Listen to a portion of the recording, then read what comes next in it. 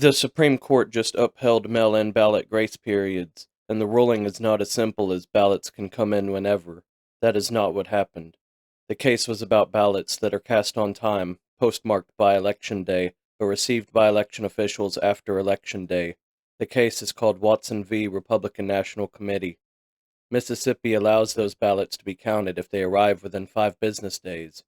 Republicans challenged that rule, arguing the federal law creates one national election day, and if ballots are still being received and counted afterward, then the election is effectively being extended. The Supreme Court disagreed. In a 5-4 ruling, the court said states can count mail ballots that arrive after Election Day as long as the ballots were cast by Election Day under state law. It was a fascinating ideological split.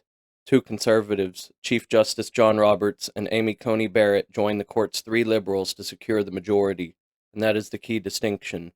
Cast does not always mean received. That is the entire case, because when someone votes in person, the ballot is cast and received at basically the same time. You walk in, you vote, the election office has the ballot, but mail voting does not work like that. A voter can fill out the ballot, sign it, seal it, and put it in the mail before the deadline. At that point, they have done the part they control.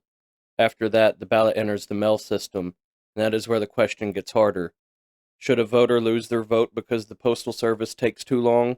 Should a ballot that was legally cast on Election Day be thrown out because it arrives 2 days later? Mississippi said no. The Republican National Committee said yes. The Supreme Court sided with Mississippi. Justice Amy Coney Barrett wrote the majority opinion. Her basic argument was that federal election day law sets the deadline for voters to make their choice. It does not require every validly cast ballot to be physically received by election officials before midnight. In other words, Election Day is still the deadline, but it is the deadline to vote, not necessarily the deadline for the mail to finish moving. That matters because a lot of states rely on grace periods. Some allow all mail ballots to arrive after Election Day if they were postmarked on time. Others use similar protections for military and overseas voters. If the court had ruled the other way, more than 30 states would have been forced to tear up their election handbooks just months before the 2026 midterm elections. And those rules exist for a reason. Mail is not instant. Rural voters deal with slower delivery. Military voters may be stationed overseas. Disabled voters may rely more heavily on mail ballots. Older voters may use absentee voting because getting to a polling place is harder. A grace period does not mean they voted late. It means their ballot arrived late. That is the difference.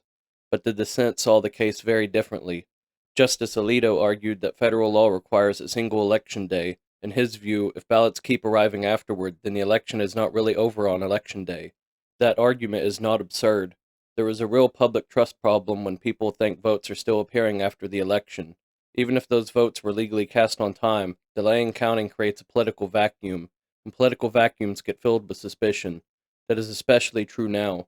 Mail voting has become one of the most contested parts of American elections. Trump and the Republican Party have spent years attacking it as insecure.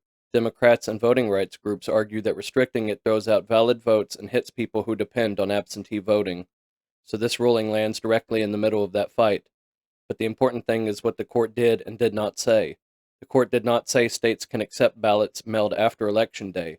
It did not say election deadlines do not matter. It did not say states can keep voting open indefinitely.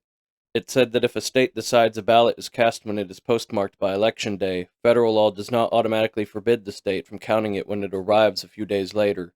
That is narrower than the political argument around it, but it still matters, because this ruling protects a basic state power, the power to decide how elections are administered as long as voters cast their ballots by the federal deadline.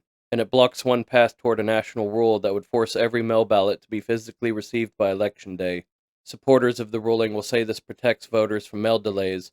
Critics will say it weakens Election Day and makes results look less final.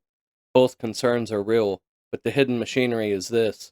The fight is not really about whether late votes should count. It is about who gets blamed when the mail is late. The voter or the system.